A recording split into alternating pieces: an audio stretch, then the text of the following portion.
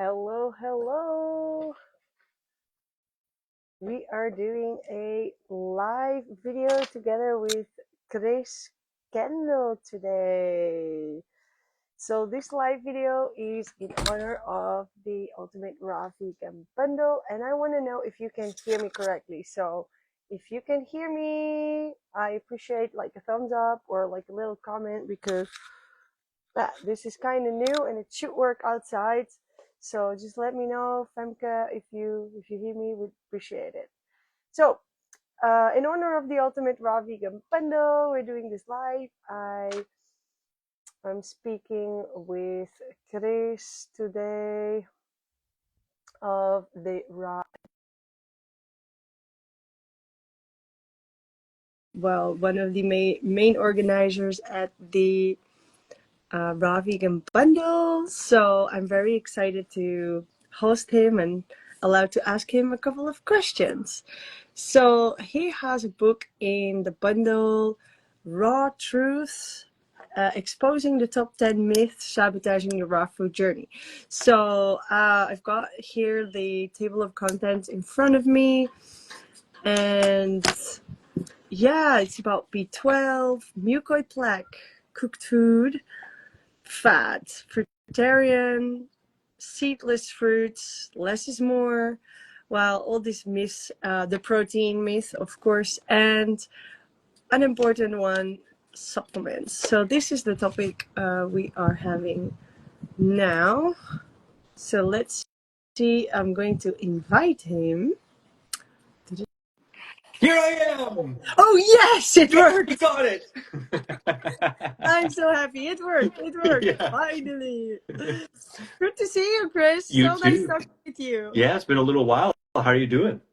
I'm doing great. I'm enjoying the outdoors, as you can see. So, Yeah, so happy that European summer is coming back. How about yourself? absolutely. Yesterday was like the nicest day ever. Actually, today it's rainy and cold, so I'm not too sad to be inside, but it's coming. It's here. It's feeling really nice. Good, good, good. Can you hear me correctly? Because I got this thing now that should make wind go away. Oh, yeah, no, you sound perfect. Yeah, you sound Great. great. Do I sound all right? You sound perfect. Oh, you got this smoothie. Yeah, we Lunch. Breakfast, lunch. Is it breakfast or is it lunch? I guess it's breakfast, but brunch. yeah. Brunch. Yeah. Mhm. Enjoy. I just got some melon here, but yeah, too Oh, early for melons, right? So yeah. sweet is not there yet. Yeah. So I introduced you a little bit. Everybody, Oh, awesome. told you about Chris, who's co-organizing the bundle with us. And well, we didn't have a lot of time to read your book, but I did come halfway, so it was really Yeah. interesting. Yeah, I was definitely hard pressed to get it done. I mentioned it in my last live, and you probably know too, but I basically crash made that book in just over 2 weeks. And because my last project was it was sidelined due to tech issues out of my control. So I had to come up with a complete other bundle contribution. And this was already kind of on the back burner. And, all these topics are ones I've thought about a ton. So I was just like, this is it. Yeah, it's very interesting. I totally love it. Well, other people have not read it. Let's see a little bit about the supplement myth, is what we were talking about, Yes, right? indeed, the So supplement myth. It's a I big got one. I got a little sneak peek. Well, your book obviously tackles a lot of the raw myths. So, how do you feel about supplements in a raw vegan lifestyle? Well, it's kind of funny, and I actually didn't mention. I don't think I mentioned this specifically in the book, but it kind of carries over. Typically, when you look at raw foodists, there's either camps that are like no supplements ever, they're the devil, they're just toxic and bad for you in any circumstance, or there's people who are like, you need to buy a bunch of supplements, my supplements. It's like it's kind of this way or that way. And I mean, if I could distill it, like make it simple, supplements by themselves and in and of themselves aren't intrinsically bad, but obviously there's better quality ones and poor quality ones. On a well-balanced raw food diet, supplements I don't think are very necessary, except for a few that aren't really food related, like B12 as the main one, which of course we can go more into. I've seen far too many people, even really long-term, like hygienist, raw vegan pioneers who have got nerve damage and who have suffered from B12 deficiency and are outspoken about it, and some that aren't outspoken about it, but have suffered from it and supplement. And the other one that I've personally supplemented on occasion is vitamin D, which, you don't have to supplement it. You can get it, of course, from enough sunshine. You can even get it from mushrooms, or you can sun charge, or use a UVB light and charge your mushrooms and use those as a supplement if you want to really stick it to a food source. Those are really the only two that I've found that I required supplementing. But I know everyone's situation, depending on their absorption or possibly their genetics, or the lack of variety, or how they choose to do the diet, others could be beneficial. I know we kind of are on the same page too, that it's optimal to utilize foods as supplements or be wise in what you're consuming, right? So I mean, could go into like iodine, and some people feel like you need to supplement iodine. I've never well, actually, no, I did test it, but I don't supplement with iodine. I instead utilize good quality seaweeds. There is also in cranberries if it's good soil, or also even a little bit in mushrooms. But that's my short take. Like, it's people make it Yeah.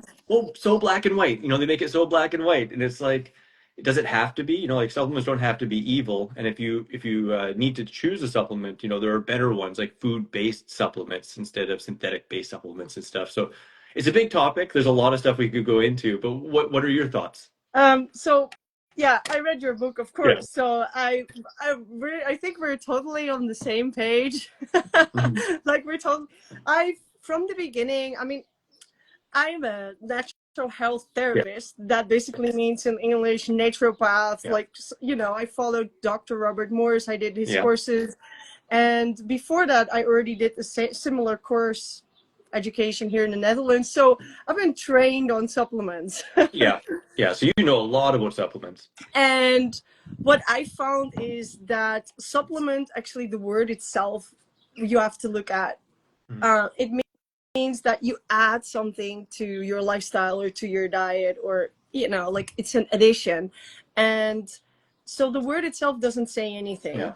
I could supplement like barley grass powder, like I was just gonna say that, like, oh this is a date barley grass juice powder smoothie, and that's kind of a food-based supplement, or Don Bennett says it's a nutritional adjunct to the diet, is what he calls it. But because he doesn't want to say the word supplement, maybe. But yeah, yeah, no, I totally agree. now is barley grass not something that we would grow here in our soil and eat just like that? That No, would not feel very good. So no. this is an on edge product. Mhm. I would say this would Mhm. go maybe in the supplement category, because Mhm. it's not something you would just eat from the ground. That's true. Um, but I see there's so many benefits to using these plant powders, Mhm. especially if you see the environment we're living in. If we just don't take into account the food, Yeah. that we just need to compensate. Yeah. Like, Yeah. and even like I traveled a lot. I spent a lot of time in nature, but this nature Mhm. is just a place where there was no concrete. Yeah. But the ground in Spain, for Mhm. example, is sprayed to Yeah. death. Yeah. There's not a bug there anymore. There's snails a lot, Yeah. only Only nothing else, snail. like snails. Like so yeah, the world has changed, and what we eat has changed. The amount of people that is here changed. Yes. So, and we have to go with progress, and we're going to be smart about it.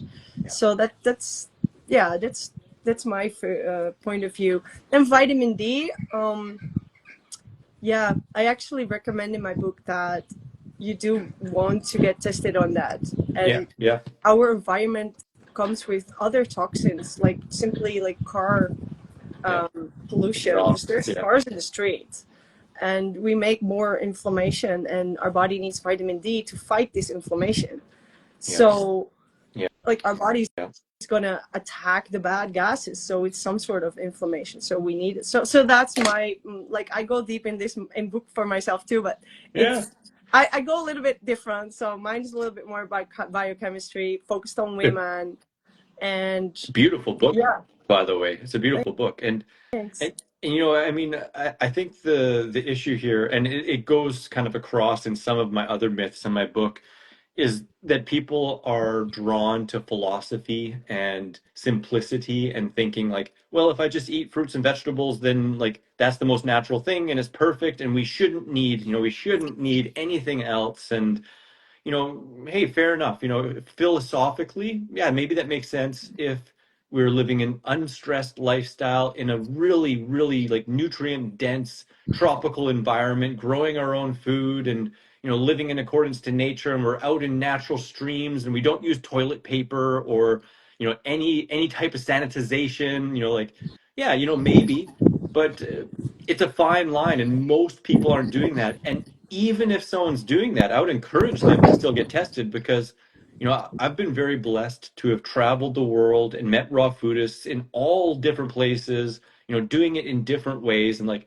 I've met strict hygienists living in Hawaii that live in their garden essentially, like barefoot in their garden all day. And they still thought, like, well, I'm doing this. I don't need B12 supplementation. And then they got permanent nerve damage and they're shaking and they're losing teeth. And I mean, that also went into the fruitarian aspect a little bit, but you know, it's just not that way anymore. And it's important, I think, to, you know, be realistic and be a realist. And like you said, consider the environment and all these other things. Like I would probably say nowadays with all the environmental stuff, you know, with the realities around soil, and I don't make a big issue about soil quality with fruits because the trees, they go deep into the ground. But when we're talking about greens, especially and stuff like that, soil quality matters. And if there was ever a case where we may require or be very have an advantage to be utilizing stuff like the barley grass or using a B12 supplement or,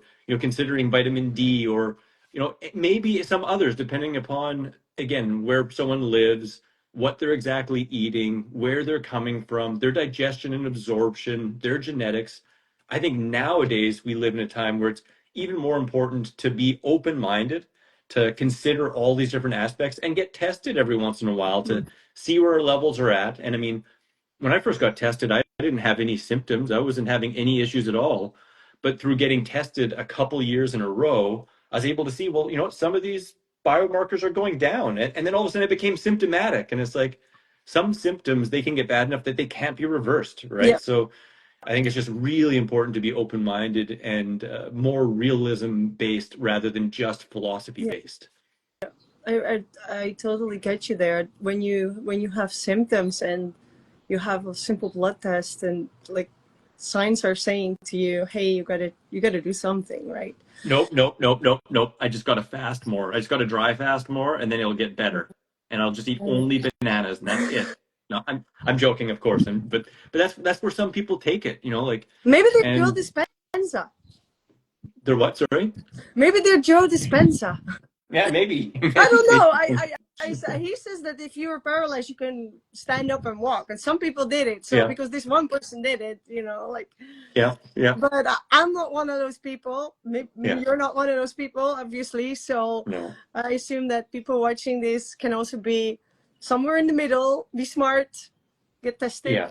And Yeah, I mean, that's a really good point, though, Wendy, too, because like sometimes people like, you know, you say something like this, and they go, "Well, this person that," and it's like, okay, but I'm looking for what is the most consistent, the most reliable, that gives people the absolute best chance to thrive, you know? And I think it's a disservice to say like if you supplement then you're not doing it correctly, or if you do any kind of supplementation then you're not as pure, you're not as good, right? Like to make it almost religious, you know, that you need to be in this like perfect state you know, just by eating fruits, you know, and you know, sun gazing and breathing every day deeper than anyone else. You know, it's like those are all great things. I think that's beautiful, right? But like to make that better than, or to look down on somebody who, you know, maybe is eating conventional grocery store stuff, doesn't have the sun all year round because they live up north, to be like, no, you shouldn't supplement, you're not doing it good enough, or just move to the tropics, you know, like everyone has different wants and different realities. And again, being open-minded and you know, testing and stuff, I think it's just so valuable.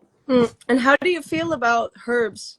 When people say, "Oh, I don't do herbs," and then they immediately mean alcohol tinctures. Okay, yeah, I was gonna say like I love cilantro and I could just eat cilantro nonstop all day. I like herbs, I don't do many medicinal herbs, like it's just simply because I've never felt any need. There hasn't been anything that has indicated that I require them. And, What's a and not, medicinal herb? uh, a medicinal herb would be a more concentrated, not concentrated, a herb that has specific properties that create some kind of situation or um, reaction within the body. Like something like maybe ginkgo biloba, or or something like that. As opposed to food culinary herbs that you really eat for culinary purposes. Nutritional herbs, I think they'd be more specific, almost be they're what tinctures are made out of in a lot of pharmaceuticals, or at least originally would have been. Like taking compounds, strong compounds out of herbs that you don't want to be eating in large quantities as a food, but more so as a supplement. Would you Right. agree with that? Yeah, I would always say do that under guidance of a naturopath or somebody, Yeah. because you can really harm yourself with that. Yeah. It is medicinal herb, like you say, like it is a. But you mentioned ginkgo biloba, but we have a tree, so it's actually a Oh, tree, yeah. It was just and the one that came you, to the you mind. can make tea from the leaves and you can eat them. Yeah. Uh, so it's kind of interesting. Holy But basil. I like that yeah, one. Yeah. but you did read my book, because I think that's the Yeah. first herb or the first thing I have in my book. So I think you did read my But book. I've eaten a bunch of it actually though too. Like in Costa Rica, there's a bunch of medicinal herbs and stuff like that. And I think everything can have its time and place. I shy away from the thought that like everyone needs them. I think there can be use for them, but I am a strong advocate of eating plants that you enjoy. For the most part, and that all those other things can fall into place when indicated. Yeah. Yeah, and there is a lot of culinary herbs, or like we call weeds, which is Yeah, something that here where you're living too, people yeah, would have eaten like 10,000 years ago. People would have just eaten that as like lettuce or something yeah, with their meal. yeah.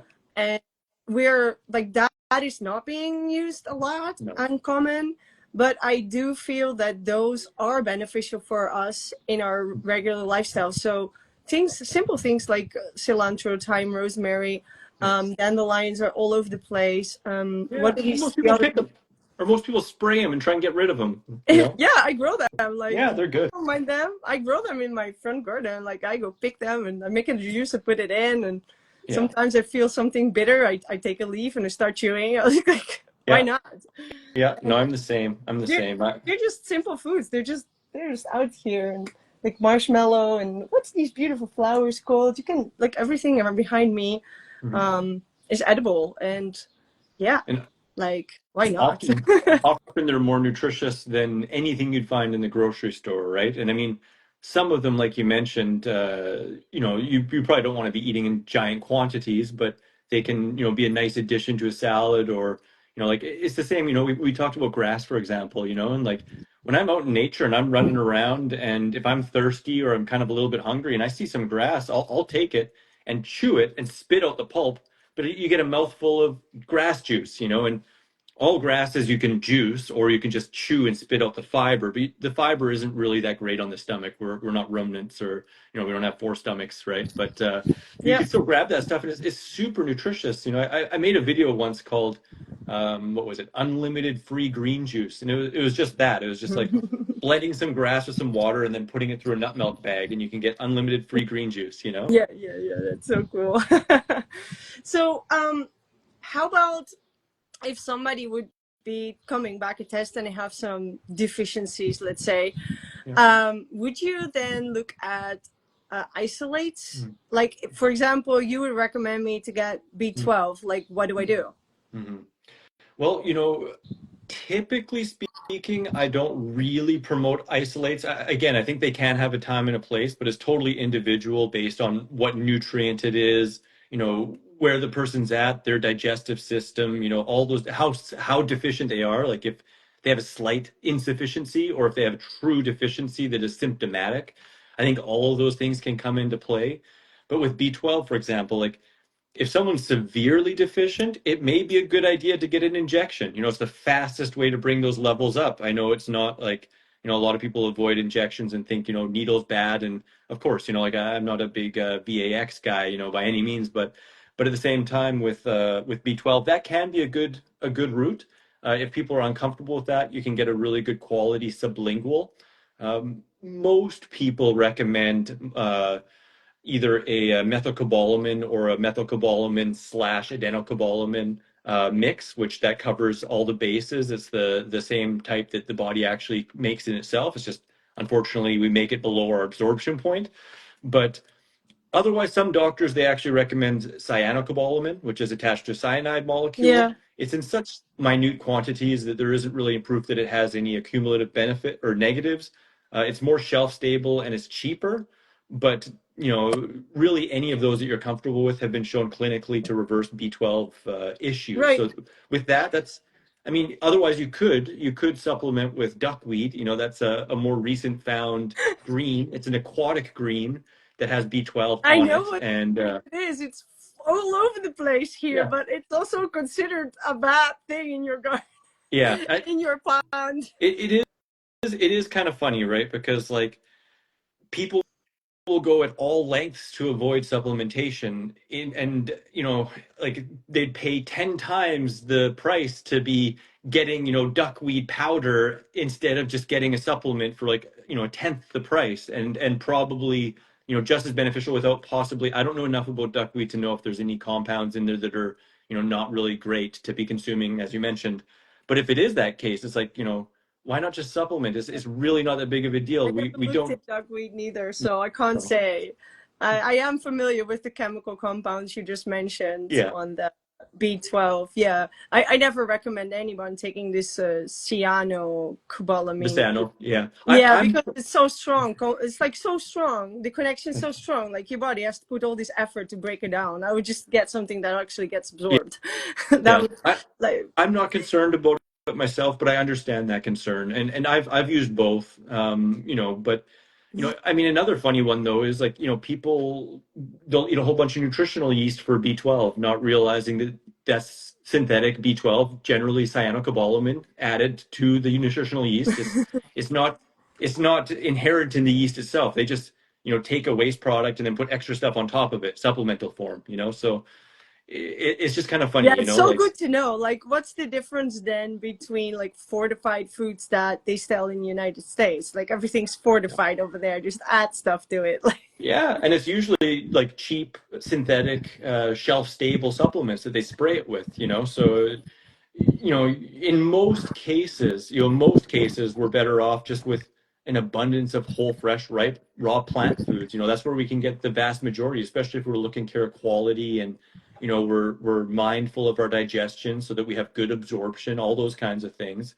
But otherwise, it really is, from my perspective, the B12 and the vitamin D that are the most prominent isolated nutrients that most people would benefit with supplementing, and I think everyone would be benefited by being mindful of, and mm, occasionally getting tested for. yeah. So, would you say your book is for like beginners or a little bit for long term I raw foodies? I think it's for both. I mean, and in some ways, I think it's great. I mean, it's great for long termers, especially if some of these jump out and they make them like, twitch and like get angry for a second. Then it's really for you if it makes you pissed off, like I think that's important. So it's actually Um, skeptics. yeah, exactly.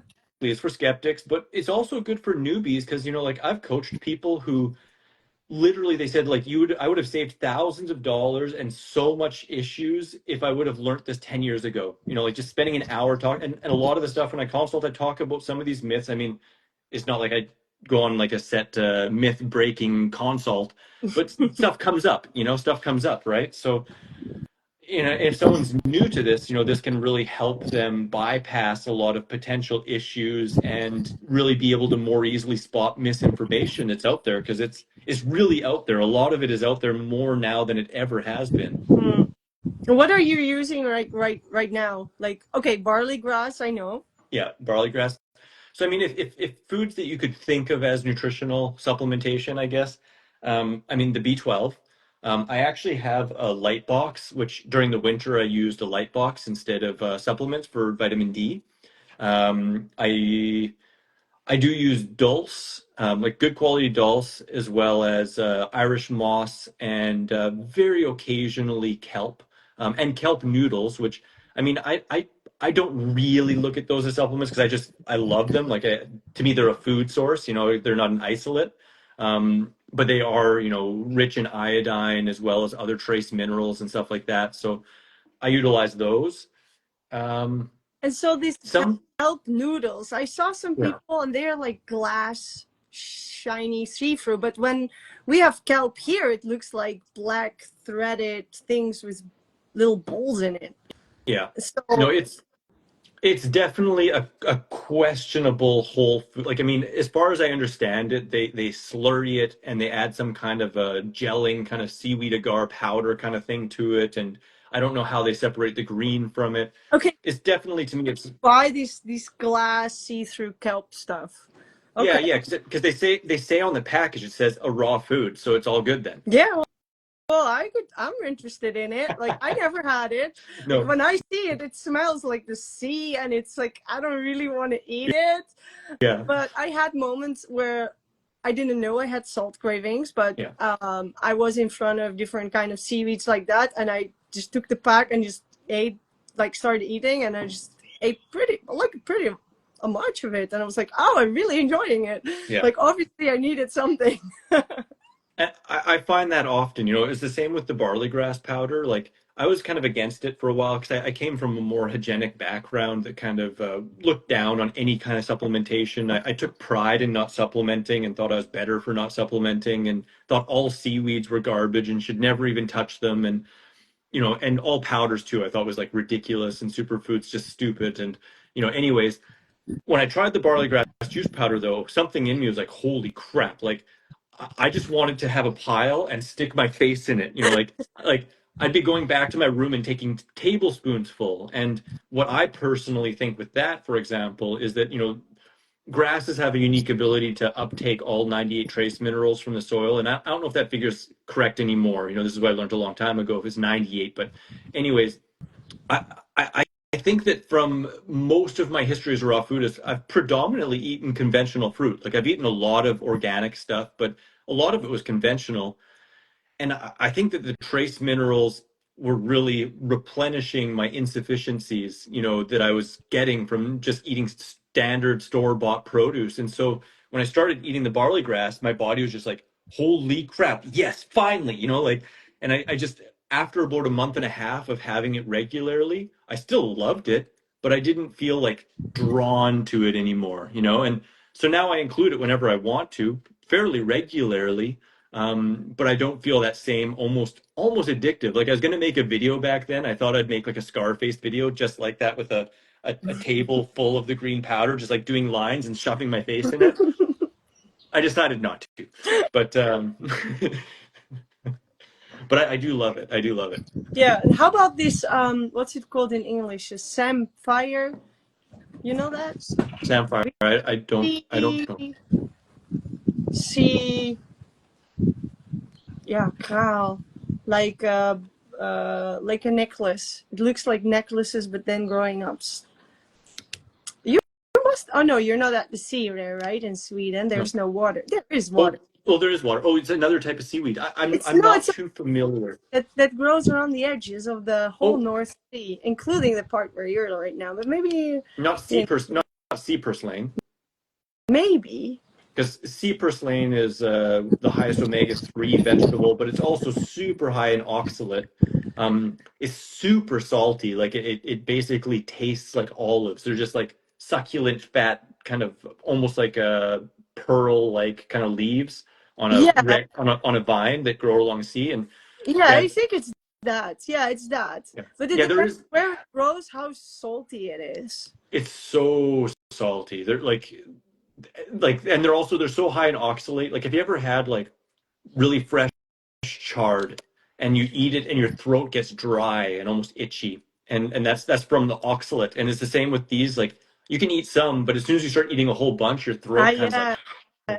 You don't you want to know, eat a whole bunch, then you could just take spoons of salt. yeah, Yeah, exactly. Oh yeah, Yeah. okay. Okay. But Well, but we they like are we really darn used to tasty. have it in we used to have it in Spain where we lived in the Delta. So Yeah. and grow in different places, and where it grows make a lot of difference on how salt it is, how tasty, the different Yeah. colors. Yeah, Yeah. but Yeah. I don't think it as a supplement. But if you crave some salt, you throw one of those in there. Celery was non-existent over there, so and this was abundant. So I was like, if I want salt taste in something, I, just open my door, put two of these twigs in Boom. my dressing.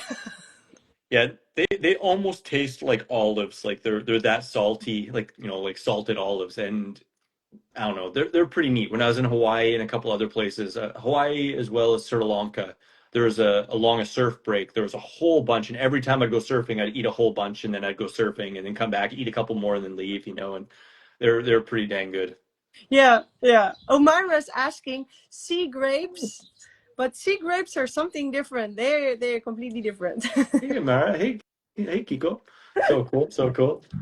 Yeah, they are something different. I'm not too familiar with those myself, and like if I don't know a lot about something, I kind of shy away from really doing too much. I want to learn about it because with wild edibles, they can be super nutritious, but they can have compounds in there that if eaten in large amounts, or in some cases even small amounts, they can be really irritating, or they can cause digestive distress or even major issues if you really don't know what you're doing. Same, like whether it's wild greens or mushrooms, make sure like check 2, 3 times, before you really venture into them, but Yeah, I like the typical seaweeds. So, they're really, really nutrient dense and have those trace minerals and the iodine, which isn't quite as often found in large amounts in terrestrial food. ah, yeah. I think the amount of nori we're eating here, we have enough iodine. Yeah, if you're eating a bunch of I mean, with Lisa's new sushi book, yeah, everyone can be getting That's it. why I say we. Yeah, Like, I mean, everybody who's now looking at this sushi for the last weeks. yeah. And you can overdo it. So just, people can keep that in mind too, right? Like nori, they typically say somewhere between 4 or 5 sheets a day is kind of the higher limit, but Well, that's yeah, a lot. yeah, it's still quite a bit. And I mean, when we're talking about every day, that's quite a lot, So like uh, if you have it a couple times a week or even a couple times a month, then you're not thinking about getting too much of it Yeah, that way. but it goes in phases. I think, like barley glass, like you said. Yeah, I've had a yeah, phase I wanted to eat that a lot, like last year, yeah.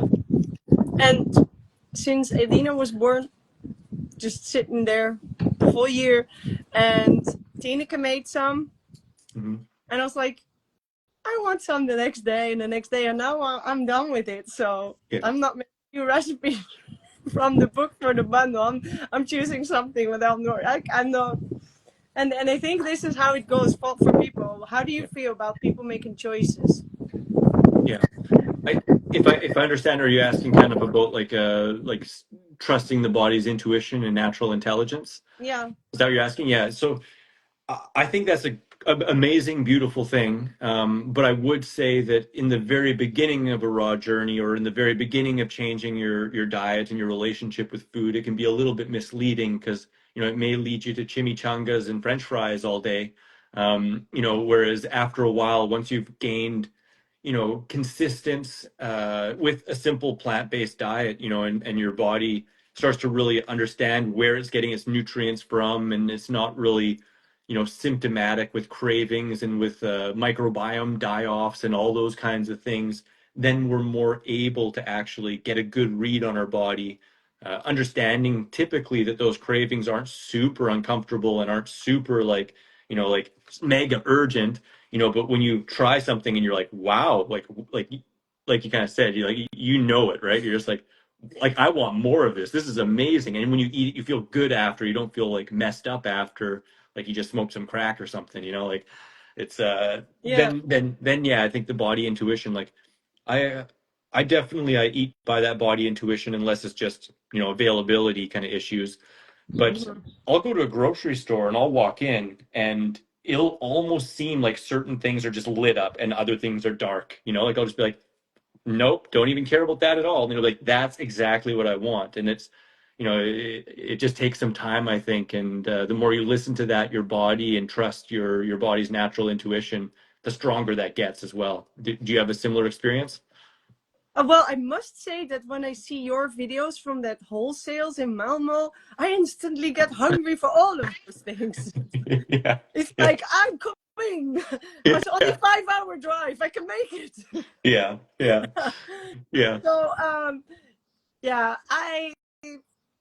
I'm like, maybe it's because I'm born in January and I'm Capricorn. I don't know. That's what people tell me. I've never had I've never had anything strange like that. No. I hear people saying if they take one crisp, they need the bag. Oh, yeah, yeah, yeah, I yeah. I never had that until I got Uh, pregnant last time. yeah, And my biggest lesson there was I need more greens, like anything green, yeah, and more calories overall, which is difficult if you're craving greens because there's not a lot of calories in it. yeah, So, and then I did notice when I took something, I wanted more the next day and more the next day and more the next day. And before you know it, fruit doesn't taste that good anymore. yeah, And, yeah, but this was the first experience I had in 8 years because when I jumped to this raw thing, I was like thinking about it, romanticizing it all by myself for 3 years, yeah, and I didn't know anybody doing that. I was yeah, just in my head the whole time. And once I found somebody who did it for like 6 weeks, I got the courage. I'm like, if you do that for 6 weeks, I can do it, like I won't yeah, die. And then once I was in it 3 weeks, I was like, can I live on this forever? I don't want to go back. So I don't want to go back. yeah, And yeah, even when I was pregnant, I didn't want to go back. But, I was craving apples too, and there's not so many calories in apples. In the middle of winter, I woke up at 3 a.m. was so hungry, ate 10 apples. hmm, Yeah, and then I just decided that if I would feel sort of hungry in the evening after, I would just eat the cooked meals that other people will make around me, just because I don't have the energy with a pregnant body like that to go in a strange country out on the street hoping some store is open to get me something. yeah. So You're yeah, eating for two, and I mean, it really pulls on your reserves, when you're pregnant, right? yeah, So it's like it sounds like, although it's a different story, it's a it complete to me rings. story. I just Yeah, like I needed to keep my body weight. I mean, I yeah, was supposed to gain, and I really had a trouble doing that. mhm, So I wasn't feeling bad or anything, just hungry. And yeah. yeah, I decided that one day what it was, okay, potatoes don't go very well with me, but I don't know what they made. I would just like take it. And they make a lot of vegetables, so it was kind of Where is that? Where was that again? That's just where you're I living with other. yeah, I was in France, and near Toulouse actually, and we didn't have like we had to take the car 20 minutes to go to some store. I lose my Your phone. microphone? Yeah, the Oh, phone, the phone. Um, and also what they have in those stores was so like bad quality, like mhm. so dry carrots and lettuce so dry. Like Of after a while, I was just hard for me to course, yeah, find some calories, yeah, edible, tasty. And then you go create stuff to make it tasty. And for me, that was buying frozen cauliflower, broccoli, Brussels sprouts. I think I ate like 3 kilos of Brussels sprouts. I could just eat that for dinner, and then 5 days in a row, yeah, and skip some days, and then would do another 5 days in a row. I know it's crazy, but like it's like you and the barley grass. I just wanted yeah. it. I love Brussels sprouts and broccoli and all those things. And I mean, frozen veggies, they're the least cooked you can get because they're just, they're blanched, and beyond that too, they're typically sprayed less, so they're often a better choice than fresh in some circumstances. And I mean, I think you make an incredible point because, raw food isn't a religion, it doesn't make you better or worse. And if you need something else, if you're in a place where you can't get it, or if it's just your preference to try something else, it's an act of self-love to give yourself enough, not to be in a prison thinking, nope, that's off the table. I must stick to these shriveled up carrots and apples and crappy lettuce because it's raw and that's what I have to do. You know, it's like that's not really rational and that's not really an act of self-love. And especially if you're pregnant, right? You're not just yourself, right? You're trying to nourish a growing baby Yeah, and you and just know, bananas, 10 bananas a day was all I could manage, and I didn't even like bananas before, so yes. I really had to learn to eat bananas. And then they don't even have them in the store, right? Yeah. Like many times I would go and there was zero bananas. Like you would imagine, you come, you're super hungry, there's like Yeah. nothing ripe. Like you're just there. Oh my god, okay, it's gonna be Brussels sprouts again. Brussels sprouts again. But I found to become very creative, like frozen Yeah. spinach. Um, yeah, it's probably blanched or whatever, and you can get it organic. Mhm. But I put that like to thaw and then put it in the blender. You can buy 2 packs, so that's more than a kilo. Put it in the blender and you just spoon it with some sprinkled coconut flakes on it. Yeah. And for me, that was amazing. And I broke it down in actually in the book that's in the bundle as well, to Hmm. see what vitamins and minerals are in it. And just spinach gets you almost 100% of everything if you do that. Yeah. So, and it's fairly good digestible. Oh It's yeah. super vegan.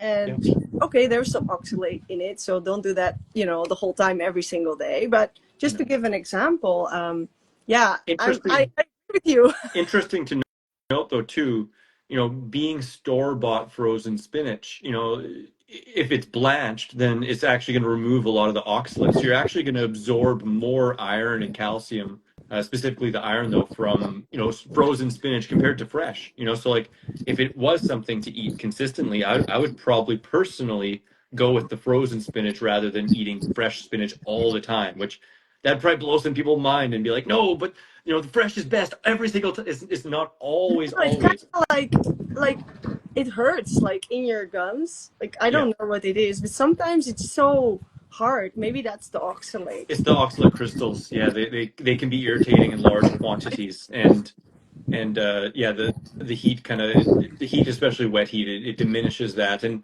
in the book, and I actually when I go to the supplement, no, it's not the supplement myth. Which myth is it? The enzyme one. The enzyme, yeah. The enzyme one I go into because people often make an argument for cooked food, and that's I'm not trying to make the argument for cooked food. I'm just I'm trying to remove the demonization of all types of cooked food, and that's actually in a different chapter. So there's a bunch of different things here, but with people trying to like make the case that cooked food is better, because certain nutrients are more bioavailable or absorbable. The most classic one is lycopene. People say like, oh, but with tomatoes, like you should cook them because you get more lycopene, and they're not really considering though like for any nutrient that is made more enhanced, you got at least a dozen that are made less bioavailable and damaged or destroyed. And then beyond that, it's like, how much freaking lycopene do you need? Like, can you get enough from raw tomatoes? And yeah, the answer is yeah, you don't need like a crazy amount. You also get lots in watermelon.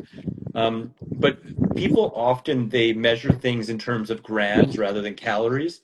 So they go, well, per 100 grams of cooked tomatoes, you get, way more lycopene than 100 grams of fresh tomatoes. It's like, well, yeah, when you cook it, you drive off all the water and you concentrate it. So 100 grams of cooked tomatoes might be 3 tomatoes, and 100 grams of raw tomatoes might only be like one, Yeah, it's So like like, half a box of cherry tomatoes. It's nothing. yeah. I need 2 boxes at least. I Like, should have said 1,000 grams minimum. Yeah, I like to eat a couple kilos of tomatoes at a time anyway. yeah, I mean, I have this little 1-year-old here eating a whole box of tomatoes from the box, cherry tomatoes, like that, Oh like little gosh. box. She love it.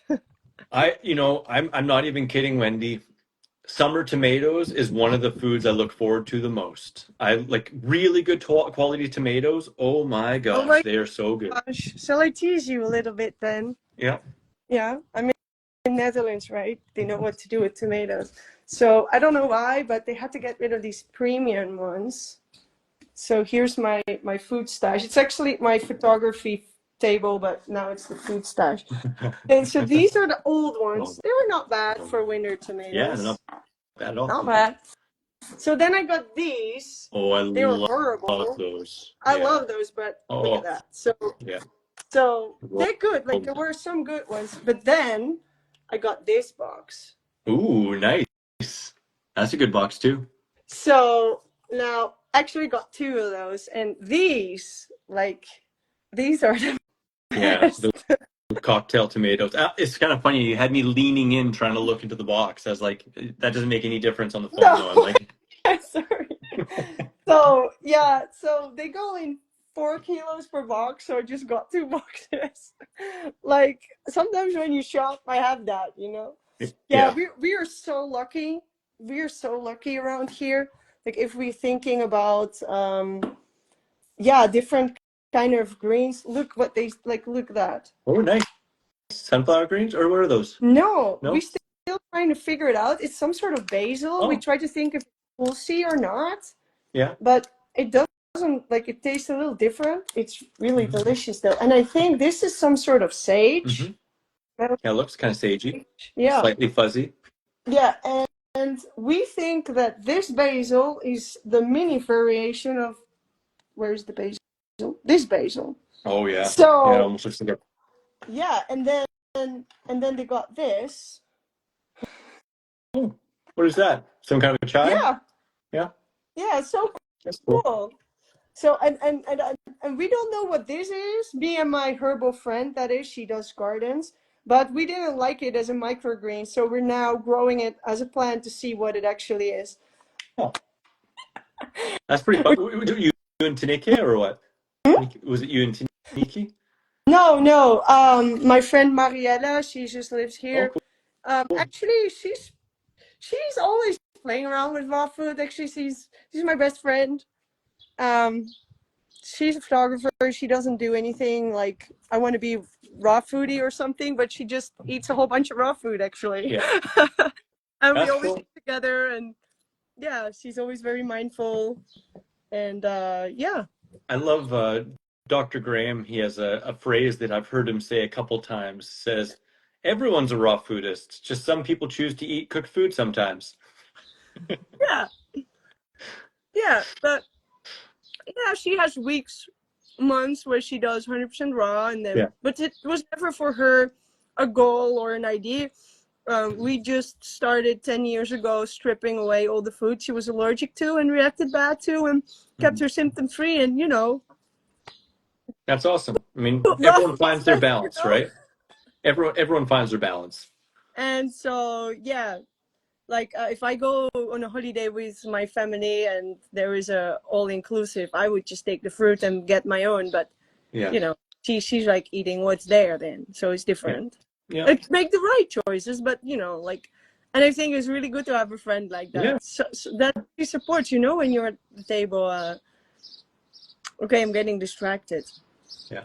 So let's say we want to keep people really grounded and focused. Let's say the goal is to be healthy here, Yeah. and do want them to be realistic. Yeah. Yeah. Well, So that's how do you encourage them to do so? Well, I guess it's really, again, it's going to depend on where someone's at and, their personal history and, what their specific, challenging points are, stuff like that. But I mean, I do like to come back to simple principles, like, fruits and vegetables being, the most ideal foods for us. Fruits being our main source of calories, or at least an optimal source of calories that are really hard to overeat. So just enjoy as much as you can enjoy, focusing in on the ones you enjoy the most and that you can get that are, realistic to be able to get in appreciable quantities. Tender greens are typically the easiest to digest. Tender greens, some herbs, veggies that you enjoy those as much as you can to cover salt cravings. Eat the fruit to cover like cravings and to make sure you're satiated. Um, to get some sunshine, get fresh air, like have some good relationships and connections, and breathe deep and ground yourself with your feet in the ground, barefoot on the ground, all those kinds of things, just the basic principles of health, the main principles of health. um, to be wary of really fantastical black and white statements like like everyone has this, or you must do this, or once you do this, you're going to be cured forever, like those kind of black and white amazing statements that just make you go, oh my God, and then hurry up and buy, be a little bit wary of those kinds of things. Um, and I think a big one though is just to recognize this is a journey, and you know, part of that journey is typically for most people going to have a little bit of sways. So like be really easy on yourself, be really forgiving of yourself. It's not a race to perfection, it's a bit of a dance and an unwinding of self because this lifestyle, it asks us to really look at ourselves, look at our habits, look at our relationships with others and ourselves, to develop our social skills. So it takes time and it takes patience and it really takes being loving and patient with oneself. Yeah, and I see Sashiko is here. I, Oh, Sachi, I think her book is all about this last sentence you just I had mentioned. a beautiful, beautiful talk with her earlier, which is live on my Instagram and my YouTube right now. It's great for sure. Yeah. Katie's asking which herbs you'd recommend. I mean, the ones I usually eat are the culinary ones for the most part. My personal favorite is like I just love cilantro. It's funny, like I don't like parsley almost at all. Like I'll have it, but it tastes like dirt to me. Like I would never use it on purpose. Except if it's like needed in a dish like falafel balls or like a tabbouleh salad or something, but otherwise I never buy it. I don't mind basil, pretty good, but I'm just really partial to cilantro. That's, I'd say, by and large, my absolute favorite herb ever. How about you? What are your favorite culinary as well as more medicinal herbs? Um, rosemary is my Mm-hmm. favorite. If I have rosemary in my dressing every day, I'm happy. Mm-hmm. I was when I left Spain and went to France. There was no fresh rosemary to put in. Like it's different. Huh? I don't like the dry stuff. And life's been hard. Now I'm here. I'm like, why I don't have a plant? I keep buying plants and they keep dying. I think I just get from somebody's garden because the supermarket ones are not really meant for going to garden, I Yeah. think. But yeah, rosemary, I don't know. There's something about this um, taste of fresh rosemary oil. And for me, it made sense when I wrote this book, actually, Mm-hmm. because rosemary is one of the herbs that's supposed to be beneficial for your blood flow, Mm-hmm. for the Yeah, yeah. elasticity of your arteries and your veins, right? Mm-hmm. And since I have pretty bad blood flow, like I have had this since I was 9, 8, and so everything in there is supposed to help me. So I think it makes sense. Yeah, yeah, that makes sense. That's um, awesome. the taste is just wonderful for me, and so I do buy cilantro and parsley every week, Yeah, like big bunch. I love a pesto made from a combination of that yeah. together with garlic and onion. There was a moment where I didn't eat garlic and onion and I tried to eat it without only onion. That was okay. I still don't like garlic afterwards, but the taste of it is just amazing. So I always see that as a transition food for people who are not wanting to be like extreme, banana island only, and Yeah, like some variation. yeah. Yeah, I really like that. That's really my favorite. And I love alfalfa, which is luzerne, which is actually horse food, Mm-hmm. but seems to be very healthy for humans, and Yeah, I love the taste as well. yeah. So I put that in everything, the small alfalfa ones, but Mm-hmm. also the big plant. I just blend it for in the flavor for crackers. It's just amazing. Just Mm-hmm. amazing. I love it, and I also think it's a food, not a herb. Mm.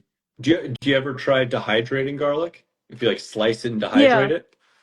I Yeah, did it. I find that's much milder for sure.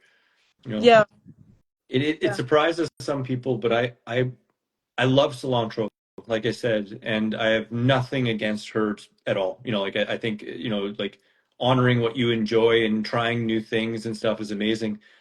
But it's pretty wild. I very rarely buy herbs, and I very rarely buy acid fruit. Like I You know, like actually my first 5 years of raw food, I don't think I squeezed a lemon on anything, you know, and like or a lime. And like even now, I could probably say I on average, I bet you I buy like a couple kilos of lemons or limes in a year, like total. And like herbs still, like I don't think I've bought herbs this year yet. And I don't think I've had any, but I do get a lot of greens and a lot of vegetables and stuff like that. And again, I'm not trying to make a case for anything at all. I'm just saying what I do, you know? Huh? Um, Okay. but it is funny too. Like I don't use Sprouts too often, but I go through pages, kind of like we said, like, you know, like go through stages of using more of some things and less of some things. And I think part of it is just a laziness as well.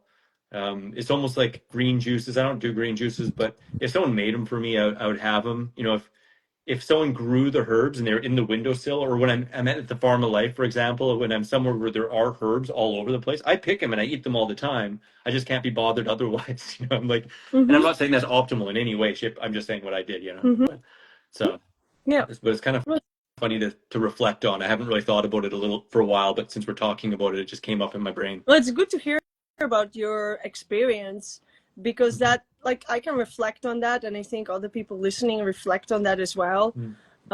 And what I learned over the years, testing people and helping them heal, is that our bodies actually are different. We are all genetically different. Mhm. One gene can have like 26 Yeah. variations, and they can all be expressed differently. And what I learned in that, I know it's a little biochemistry related, Mhm. but what I learned in that is that some people make a lot of enzyme A, but nothing on B, and other make a lot of enzyme B and nothing on A, Mhm. or the processing from, I don't know, B12 to folates going perfectly in one person, and another person that's not going so well. Yeah. And so they need a little bit more of this, and another person needs a little bit more of that, because our makeup is different. And Yeah. this is, we're all human. And I Mhm. do believe that, well, fruits and veggies are our base, you know, and Yeah. leafy greens. And but I also believe that we're all different, and therefore it's worth looking into your personal situation. Absolutely. And I mean that really plays back into the subject that we're talking about, because you know you might just think like everyone just eats exact this and then good, perfect, you know. It's like not always. There's going to be some variations there, and some people might, you know, either absorb better or not absorb better certain things, or may not be able to, you know, what's it called, transmute certain nutrients. Well, that's not the right word, but convert rather, not transmute, convert. So, like, you know, people's conversion factors for many different things can be different, and that's why it comes back into too, like having an open mind and getting tested and problem solving with people, and you Yeah, know being open to supplementation in certain ways, or yeah, whether they're food-based supplements or barley grass or herbs or whatever, yeah, like all yeah, of that is valuable. yeah. It is very valuable, and I've seen, as an yeah, as a therapist, I've seen that in herbal tinctures, in different mushroom tinctures, in any other plant-based tinctures or Mhm. extracts or powders, Mhm. there are so many nutrients that you can utilize if you're facing a problem that your doctor would prescribe you a medicine for. Yeah. There is such a big difference between getting a medicine and eating 100% raw. Mhm. Like, they're in between. There is synthetic Yeah. supplements, there is, there's the powders, there's the extract, there's the tinctures. And yeah, what I have seen is, if you face an illness, to look at that holistically, look at your mindset, look at your mental ability, look at your diet, and then also look at how purely can you solve that. Like, Mhm. can I solve it with homeopathy? No, I need something stronger. Mhm. Can I solve it with fresh herbs? Mhm. No. Can I solve it with concentrated powder in a capsule? Can I solve it with a tincture? Mhm. And then from there, maybe I need a little bit, like a B12 thing, Mhm. you know? And then Yeah. from Yeah. there, maybe I'll need to go to the doctor to get a shot for B12. Yeah. So Yeah. All can have its time and place. So yeah, that's what I've seen and learned, and I hope that a lot of other people see that there is, like, it's not black and white like you said. No. Yeah. Yeah, Yeah. I'm happy to have read your book, and I think it's very valuable for everybody to read that about all the myths that are in it, and yeah, that we can finally get them out of the way and focus on the positive thing that you want to reach instead of focus on answering as much questions from your brain, because our brain will come up with some more. There's more. I mean, those are 10 big ones, but there are some other ones, and I intend to make each of these into videos over the next year or more, and I have others that I want to add, but they're the biggest ones that I could really think of that I've been seeing around a whole bunch, you know. But Yeah. yeah. Is there one myth from your book, like just one last, like one thing that you, when you were writing the book, that just like that you had to solve yourself? Like, you mean like while I was writing it, solving for myself, or like Yeah, that not I've the ones dealt you with in the already did. past? Sorry? Not the ones you already did in a video from 5 years ago. Yeah. Well, yeah. I mean, we already mentioned B12, so that was a big one. Um, Solving for myself. Let me just think. I I think I used to just be a little bit more black and white. It's not really specifically one of the myths. It would kind of be between like the fruitarian, because I have a fruitarian myth in there. And I wasn't ever a fruitarian, but in the very beginning, I was pretty close. Like I was really hygienic. I didn't really make recipes. You know, like I'd occasionally eat greens, occasionally eat a little bit of herbs, but it was really mostly fruit. Um, and then slowly, though, that changed and kind of got into more vegetables and stuff like that. Uh, the fat one, I talked with that with Kiko. I didn't really deal with that a whole bunch myself, but like in that we kind of go into like if low